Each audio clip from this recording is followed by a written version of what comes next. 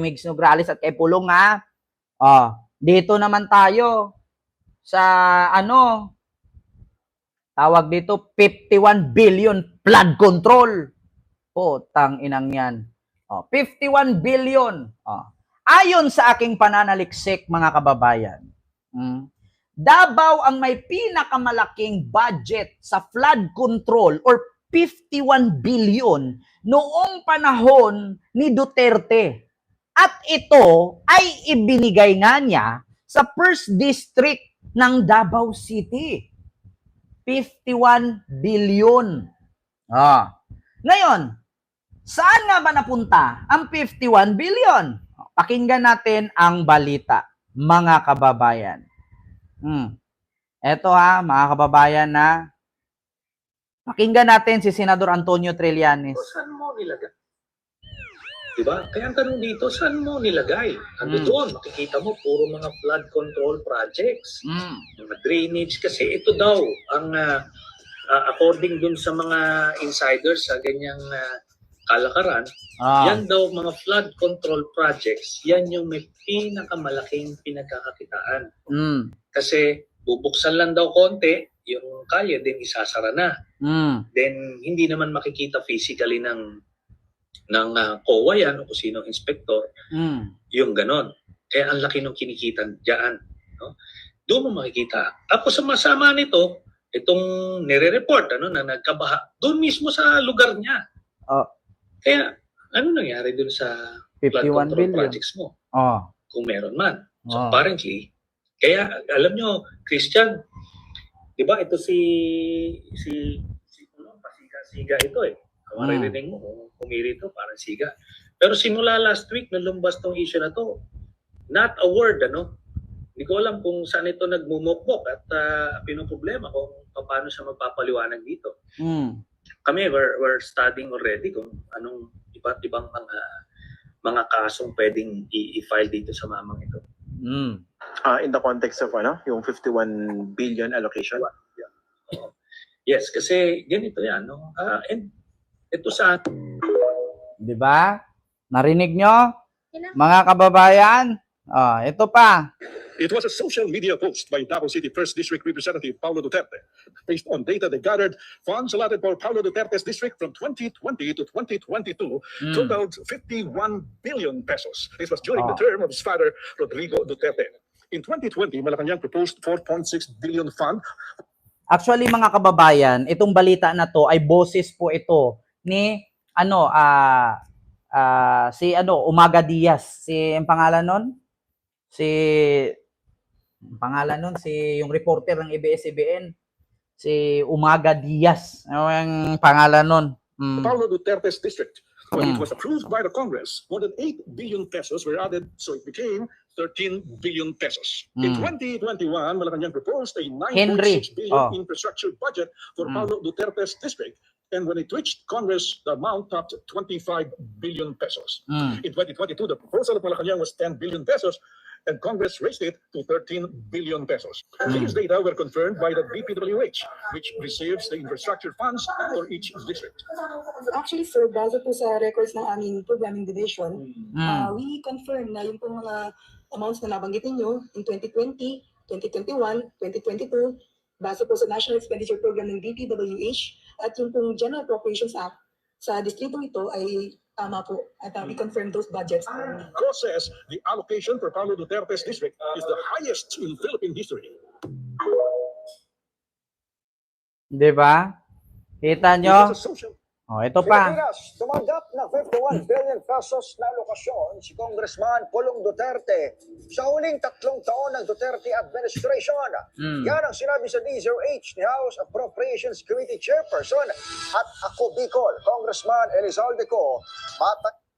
Kinumpirma ni Saldico ng Ako Bicol Party List na tumanggap nga daw itong si Pulong ng 51 billion para sa flood control sa sinabi ni Trillanes. Actually, nagbe-base lang po tayo, mga kababayan, dito sa aligasyon, sa aligasyon ni Senador Antonio Trillanes, kung saan napunta ang 51 billion at ang Davao City ang may pinakamalaking budget sa flood control nung panahon na si Duterte ang presidente. na 51 billion flood control budget.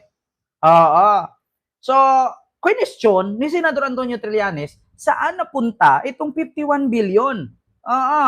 Kaya ngayon, Tumanggap ng 51 billion pesos na alokasyon si Congressman Pulong Duterte sa huling 3 taon ng Duterte administration. Yan ang sinabi sa D0H ni House Appropriations Committee Chairperson at ako Bicol, Congressman Elizalde Co, batay sa pakikipag-ugnayan niya sa Department of Budget and Management at Department of Public Works and Highways. Ayon kay Congressman Co, very historical ang sobrang paglobo ng pondo sa unang distrito ng Davao City. Dokumento na lang umano ang kaniyang hinihintay mula sa DBM at DPWH. Pero, kinumpirma na umano ito ng mga kagawaran sa kanya. DBM naman, I think, they're going to issue formal and totoo rin daw po. And gusto ko lang sana magkaroon ng formal na dokumento just to make sure na itong pero on the phone they confirm na nagulat din po na masyadong malaki, very historical itong sobrang paglobo ng pondo sa first district ng Davao City. Pag nakikita niyo dyan sa itong lista, almost lahat po yan na Mindanao. Kaya nagtaka ho talaga ako na sana dapat wala na hong baha sa Davao City. Kung nagamit po yun ng tamang naiplano. Naiplano po ng todo sa Davao City ang itong mga pondong to. di ba? Nakita nyo, mga kababayan, narinig nyo? Oh, sa laki ng pera na 51 billion na flood control nung panahon ni Digong, na ipinasa nga ito sa first district ng Davao kasi flood control 51 billion. So ngayon, sabi nga ni Saldico, edi sana hindi tayo nagtaka ngayon, edi sana wala nang baha sa Davao. Kasi 51 billion, napakalaki yan. 100 million nga lang, 200 million, tapos na yung irrigation eh. Oh, 51 billion. Biruin ninyo ang 51 billion in 3 years. I-divide natin 12, 12, 12. Tatlong 12. Ah, total ko ha. Mga kababayan, para mahiwagaan kayo. Ito ha, dito tayo. 12 times 3. Mga kababayan, 12 times 3 equals 36. 36 ilang month, ilang months sa 3 taon, 36 months. I-times mo, i-divide mo sa 51 billion. Magkano per month? I-divide mo, mga kababayan. Divide 51 billion. Kung magkano per month, mga kababayan. Meron siyang 3 po. Wait. Baliktad. Ibaliktad natin. 51 billion. I-divide natin, divide 36. Meron kang 141 million a month.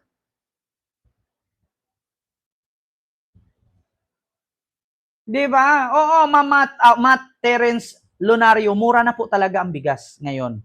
Biruin nyo ha, sa 51 billion in 36 months in 3 years, merong 146 million a month. Diba? Every month yan, 146 million. Or 142. Kasi 6 na eh, decimal point yan. Greater than, less than, di ba? 142 or 41 million a month ang natatanggap. Biruin nyo yan sa 36 months in 3 years. Ganon ang 41 billion. Magkano in day? Kasi 365. Dito naman tayo sa everyday. Di ba? 51 billion. Diba? Wait lang. 365 times 3 equals 1,095. I-divide natin sa 51 billion. Ito ha, mga kababayan, kasi 51 billion. Divide natin sa 1,095. 460 hindi. 46 million. 46,575,000 a day. 46 million a day in 3 years. Yung 46 million every day, ilang pabahay na ang magagawa niyan sa Davao at yung 141 million a month. Ilang pabahay na yan sa first district ng Davao. Yun ang tanong ni Senador Antonio Trillanes kung saan napunta. Si Senador Antonio Trillanes ang may tanong niya na mga Ito saan mo nilagay? Doon, makikita mo puro mga flood control projects. Mga drainage kasi ito daw ang according dun sa mga insiders sa ganyang kalakaran, yan daw mga flood control projects, yan yung may pinakamalaking pinagkakakitaan. Kasi bubuksan lang daw konti, yung kalye din isasara na. Then hindi naman makikita physically ng COA yan o kung sino inspector, yung ganon. Kaya ang laki ng kinikita diyan, no? 'Di ba? 141 million a month in 3 years. 51 billion in 3 years. Sa 36 months in 3 years, meron tayong 36 months. So, kung monthly niyang tinatanggap yung 51 billion, tumatanggap siya ng 141 million a month. Kung daily niyang tinatanggap yan, tumatanggap siya ng 46 million a day. 365 days in 1 year. Tatlong 365 days. So, 1,095. I-divide mo yung 51 billion. So, meron siyang 46 million a day, 141 million a month, and 51 billion in 3 years. Grabe. Yan ang tanong ni Senador Antonio Trillanes. 1.4 billion a month.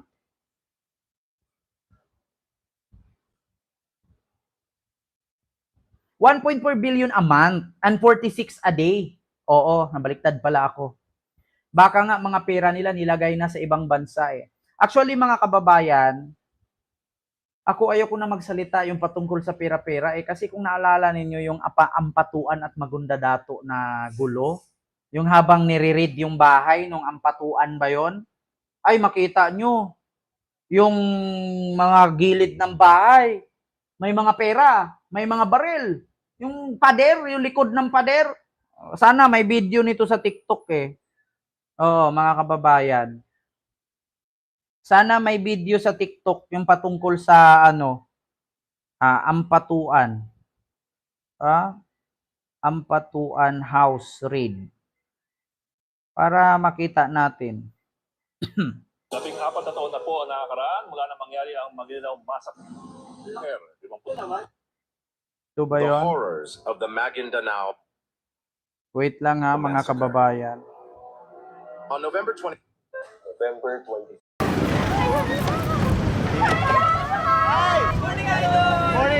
is your script for today and I'll just be right there.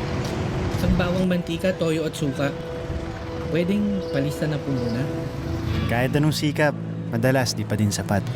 Palista na naman. Kaya kahit nakakahiya, humihiram. 2009. Sino nga ba ang makakalimot sa nakakamimbal na pangyayari? Basta kung nakita ko yung sa balita, grabe. Tinatula ng hindi ba? On 7 March 2020, on 7 March. Grabe yun, yung kinalkal yung bahay.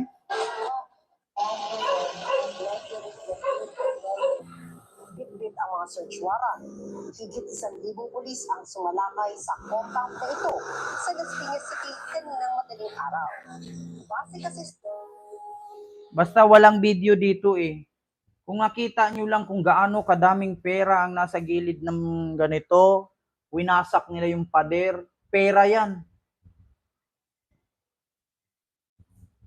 No, pera, mga baril, armas, pera.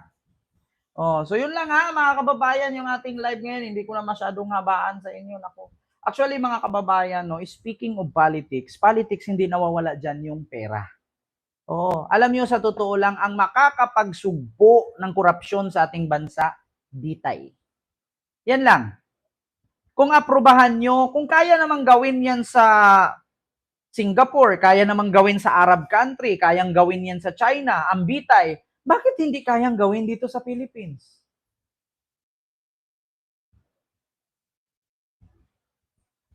Sabi ni Liquinio Lipio, pananalita mo pa lang hindi galing sa puso, ay putang ina mo, bakit ko pupusuin? Bakit ko galing sa dibdib ko? Bakit magmula sa puso ko yung mga sinasabi ko, ay putang ina galing sa balita yan? At bakit ko isa puso? Pinagsasabi kasi chismis lang ang nalalaman mo. Kung talaga may kuda ka, kasuhan mo. Putang ina mo, Liquino Lipio. O ako, kasuhan mo. Ano yung kaso mo sa akin? Hindi Bakit mo ako ang papakasuhin? Hindi naman ako ang biktima. Putang ina nyo mga DDS. Kung tama daw ang pinaglalaban ko, kasuhan ko daw yung binalita ko. Ay putang ina mo, ako ba ninakawan? Ako ba ang pinatay? Yan ang mahirap sa inyo mga DDS eh. Sinampal na kayo ng katotohanan, sabihin nyo pa rin hero. Walang hirong nakukulong. Tanga. Ang hero lumilipad. Ang hero naging invisible. Putang ina. Easter Sunday, may bobong nag-comment. Wala daw sa puso ang pananalita ko. Bakit kayo sa puso? Kailangan pa ba ng proof of acting? Kailangan ba dito mag-iisa sa putang ina? Grabe ang ginawa ng mga Duterte. Putang ina, hindi ako ganun. Bakit ko sa puso? Putang ina, bakit ganun? Hindi dapat ganyan. Ganun ba? Pagkatapos ng isang oras kong yaw-yaw dito, hinatake ako sa puso. Kasi isinapuso. Putang ina. Apaka-bobo nyo talaga. Gusto niyo may feelings? Grabe! Mga kababayan! Si Laurel? Habang nagsasalita, may talata. Putang ina, mga DDS. Isa sa puso ko pa. Si Sara nga, Vice President, walang puso eh. Kung saan-saan napapadpad. Gagawin mo pa kung artista ako si Digong. I am Rodrigo Roa Duterte. My middle name is Roa. Ganon? Hindi nga ako naniniwala kay Digong na nagdrama-drama. Tapos ako dito, isa puso ko pa. Alam mo, sir, bago ka mag-advise sa akin, sa pamilya mo yan gawin. May kasabihan nga tayo, bago mo problemahin yung problema ng iba, problemahin mo yung sarili mo. I am Rodrigo Roa Duterte. My middle name is Roa. Ganon? Tangina, yun yung sa puso sa inyo. Tangina, walang naniniwala sa ganyan. Ba't kayo sa puso dito? Hindi naman to acting. Ano to, Miss Saigon? Ano to, teatro? Alam niyo, itong mga DDS, ang lakas mag-advise sa mga BBM vlogger. Ba't hindi nyo sabihin yan doon sa mga DDS vlogger? Kasi ang mga DDS vlogger, binabasa lang kayo kapag may palipad kayo. Pag wala kayong palipad, di kayo napapansin. Lakas niyo mag-advise sa amin. Ba't hindi nyo subukang i-advise yung mga DDS vlogger na nakukontempt sa sobrang fake news? Kami dito na may mga sources, may mga pinapakitang ebidensya bago magsalita, kami pa advisean ninyo. Samantalang yung mga vlogger dun sa kabila, nagtatago na yung iba sa sobrang fake news, hindi nyo ma-advisean. Si Harry Roque, nagtago kasi fake news. Sino pa? Banat Bay. Maharlika. Yung mga host ni Kibuloy. Nawawala.